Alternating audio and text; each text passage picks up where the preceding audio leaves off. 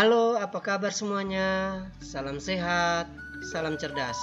Kita jumpa lagi dalam pembelajaran kimia. Kali ini kita masih tetap membahas tentang redoks dan elektrokimia. Dan ini merupakan video bagian keempat.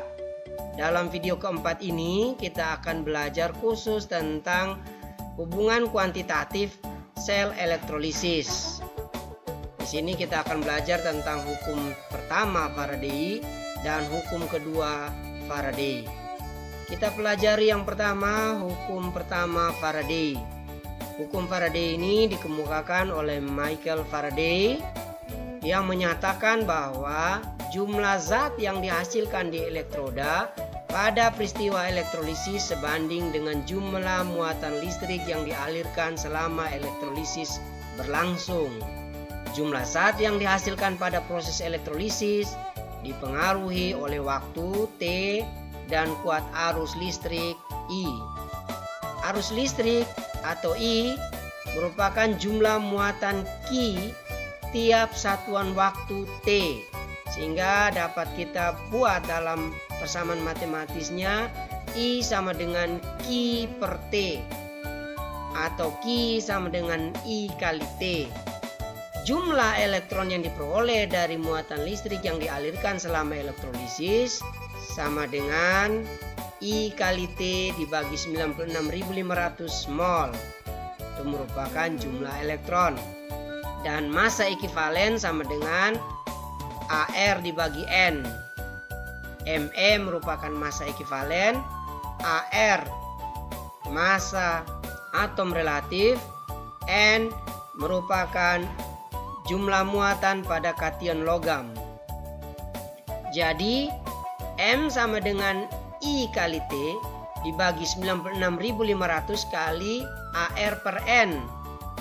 Dengan ME tadi merupakan massa ekivalen dari massa atom relatif dibagi N. I sama dengan kuat arus, satuannya ampere. AR massa atom relatif, N muatan ion. T waktu dalam sekon atau detik, M adalah massa, satuannya gram. 1 Faraday sama dengan 96.500 Coulomb atau sama dengan 1 mol elektron. Ingat ya, 1 Faraday sama dengan 96.500 Coulomb atau sama dengan 1 mol elektron. Untuk lebih jelasnya, mari kita perhatikan contoh soal berikut. Yang pertama, larutan KNO3 di elektrolisis selama 1 jam dengan arus listrik 2 ampere pada suhu 0 derajat Celcius dan tekanan 1 atmosfer. A. Tuliskan reaksi yang terjadi di anoda dan katoda. B. Hitung volume gas yang terjadi di anoda dan katoda. Mari kita selesaikan bersama-sama. Yang pertama, A dulu ya. Untuk menjawab A, yang harus kita tuliskan adalah reaksi ionisasi dari larutan KNO3. KNO3 akus menghasilkan ion K plus akus tambah ion NO3 min akus.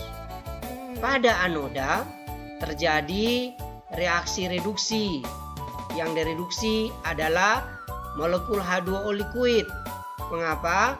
Karena ion K plus berasal dari logam golongan 1A. Ingat, kalau logam golongan 1A, 2A, 3A, maka yang teroksidasi pada anoda adalah molekul air. Jadi, reaksi yang terjadi pada anoda adalah 2H2O liquid menghasilkan 4H plus akus tambah O2 gas tambah 4 elektron. Sedangkan pada anoda yang tereduksi adalah air. Mengapa? Karena anionnya merupakan sisa asam oksi. NO3- merupakan sisa asam oksi, sehingga yang tereduksi adalah molekul air. Reaksinya adalah 2H2O liquid tambah 2 elektron menghasilkan H2 gas tambah 2OH- akus. Karena jumlah elektronnya belum setara, kita setarakan. Di anoda kita kalikan 1, di katoda kita kalikan dengan 2. Sehingga di anoda terjadi reaksi 2H2O liquid menghasilkan 4H+ aqus tambah O2 gas tambah 4 elektron, reaksinya tetap. Sedangkan di katoda setelah dikalikan 2, reaksinya menjadi 4H2O liquid tambah 4 elektron menghasilkan 2H2 gas tambah 4 OH- aqus. Jadi ini merupakan reaksi yang terjadi di anoda maupun di katoda. Selanjutnya yang nomor B kita perhatikan. Diketahui I atau kuat arus sama dengan 2 ampere. T waktu sama dengan 1 jam sama dengan 3600 detik atau 3600 sekon. T suhu sama dengan 0 derajat Celcius. Tekanan 1 atmosfer. Yang ditanya volume gas pada anoda dan katodanya. Kita perhatikan jumlah elektron sama dengan I kali T dibagi 96.500 mol sama dengan 2 ampere dikali 3600 sekon dibagi 96.500 coulomb sama dengan 0,075 mol. Jadi mol elektron sama dengan 0,075 mol. Kemudian reaksi di anoda berdasarkan hasil pada nomor A. 2H2O liquid menghasilkan 4H+ aqus tambah O2 gas tambah 4 elektron. Sehingga jumlah mol elektronnya sama dengan 0,075 mol. Kemudian yang ditanya adalah oksigen. Nah, koefisien oksigen adalah 1. Jadi 1/4 dikali 0,075 mol sama dengan 0,019 mol. Ingat, ini stoikiometri reaksi yang pernah kita pelajari di kelas 10 semester genap. Jadi ingat kembali, bagi yang lupa bisa perhatikan video tentang stoikiometri reaksi, nanti dicantumkan pada kolom deskripsi. Nah, jumlah mol oksigen sudah kita dapatkan sama dengan 0,019. Yang ditanya adalah volume gas O2. Volume gas O2 sama dengan mol kali volume molar, sama dengan 0,019 mol kali 22,4 liter per mol. Karena suhunya 0 derajat Celcius, tekanan 1 atmosfer, berarti pada keadaan standar volume molar pada keadaan standar sama dengan 22,4 liter per mol. Hasilnya sama dengan 0,43 liter. Kemudian reaksi yang di katoda. Sesuai jawaban pada nomor A, reaksi di katoda adalah 4H2O liquid tambah 4 elektron menghasilkan 2H2 gas tambah 4 OH- aqus. Jumlah mol elektronnya sama dengan 0,075 mol. Yang ditanya adalah volume gas H2. Oleh karena itu kita mencari mol H2. Mol H2 sama dengan 2/4 kali 0,075 mol sama dengan 0,038 mol. Setelah kita mendapatkan mol gas H2, selanjutnya kita mencari volume gas H2. Volume gas H2 sama dengan N kali volume molar sama dengan 0,038 mol dikali 22,4 liter per mol sama dengan 0,85 liter. Jadi volume gas oksigen pada anoda sebanyak 0,43 liter dan volume gas H2 yang terdapat pada katoda sebanyak 0,85 liter. Selanjutnya contoh yang kedua, tentukan waktu yang diperlukan untuk menghasilkan 1,17 gram nikel dari suatu proses elektrolisis larutan NiNO3 2 kali, nikel 2 nitrat, jika arus listrik yang digunakan sebesar 8 ampere dan massa atom relatif nikel sama dengan 58,5. Baik, mari kita selesaikan. Yang diketahui I atau kuat arus sama dengan 8 ampere, massa nikel sama dengan 1,17 gram, massa atom relatif nikel sama dengan 58,5, kemudian jumlah elektron yang terlibat atau jumlah muatan pada ion Ni adalah 2.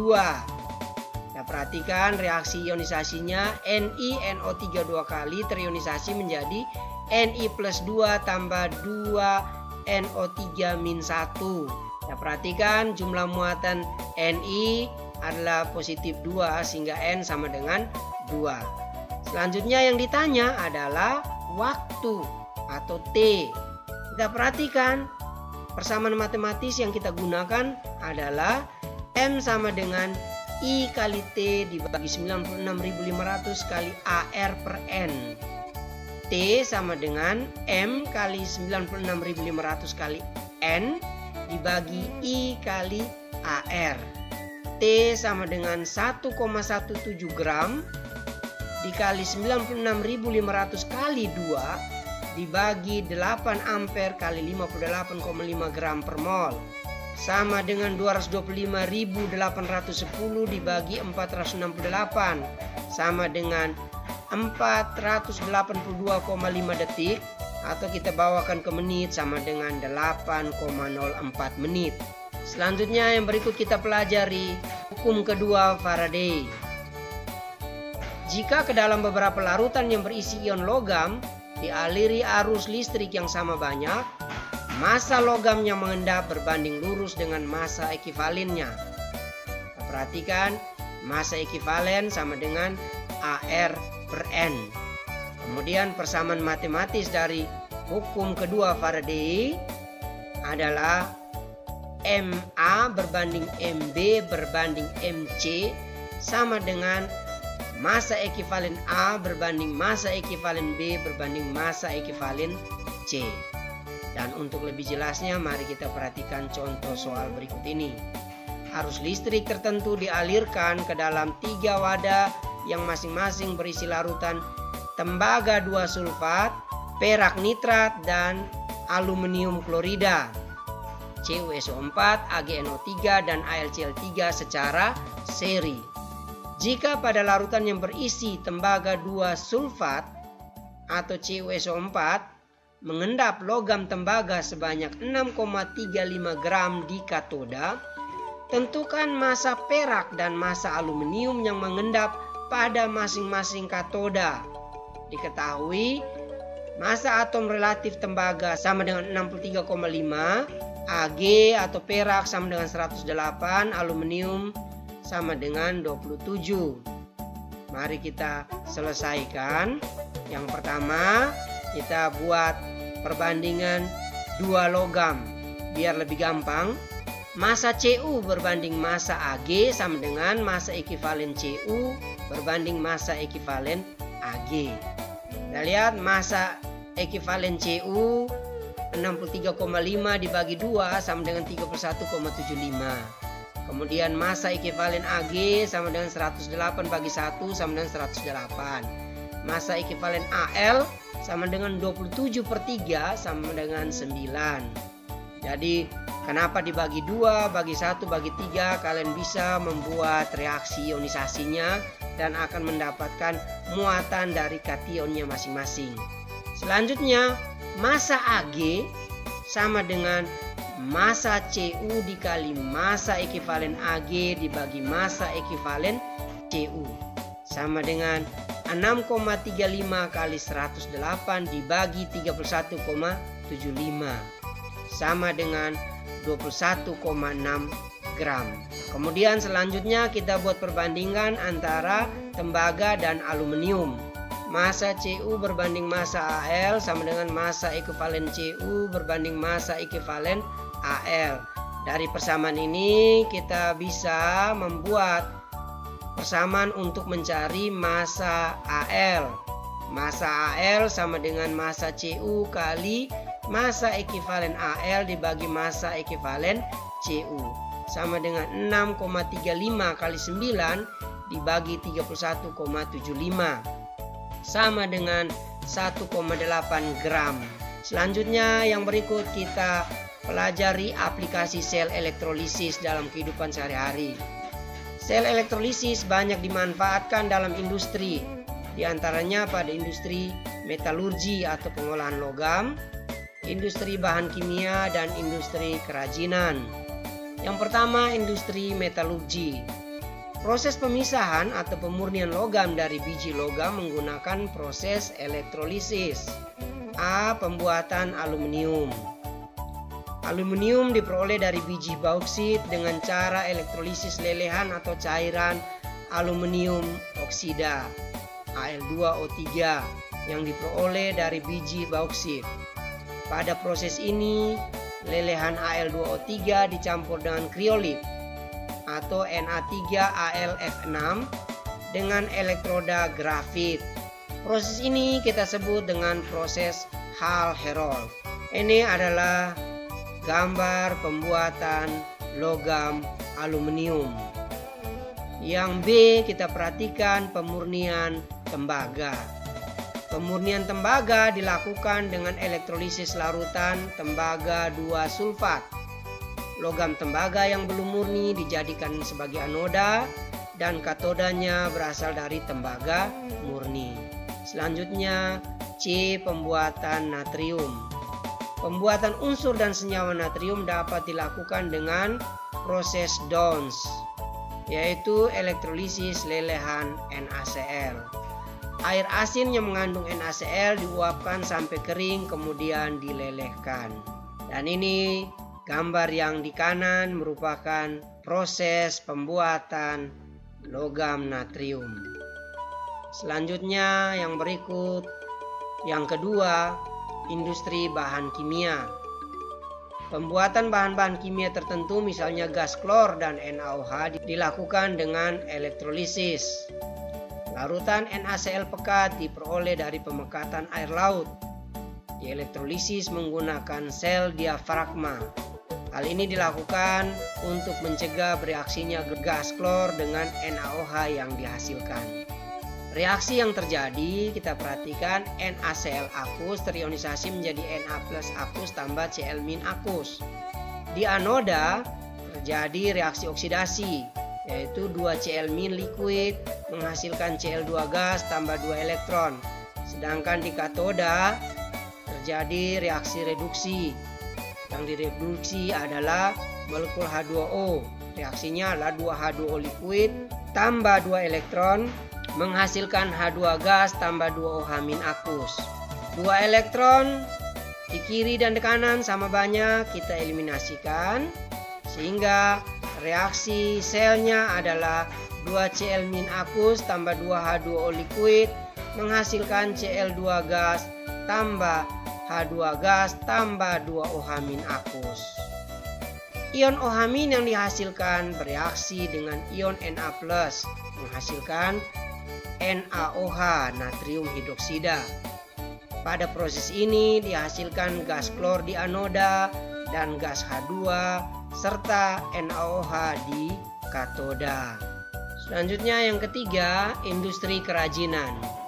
Industri kerajinan dari logam seperti perhiasan dan alat rumah tangga dari logam memanfaatkan proses elektrolisis, yaitu dengan penyepuhan atau elektroplating, vernikel dan ferkrom. Ini merupakan contoh penyepuhan atau elektroplating sendok besi menggunakan perak. Perak dilapisi pada sendok besi atau yang terbuat dari logam lain sehingga tidak mudah berkarat. Dan ini merupakan beberapa contoh penerapan atau aplikasi sel elektrolisis dalam kehidupan kita sehari-hari. Dan ini juga merupakan akhir pertemuan kita. Semoga apa yang dibagikan pada kesempatan kali ini dapat berguna bagi kalian dalam proses pembelajaran jarak jauh yang hingga saat ini masih kita laksanakan. Ingat, tetap jaga kesehatan, tetap semangat, selalu giat belajar. Salam sehat, salam cerdas.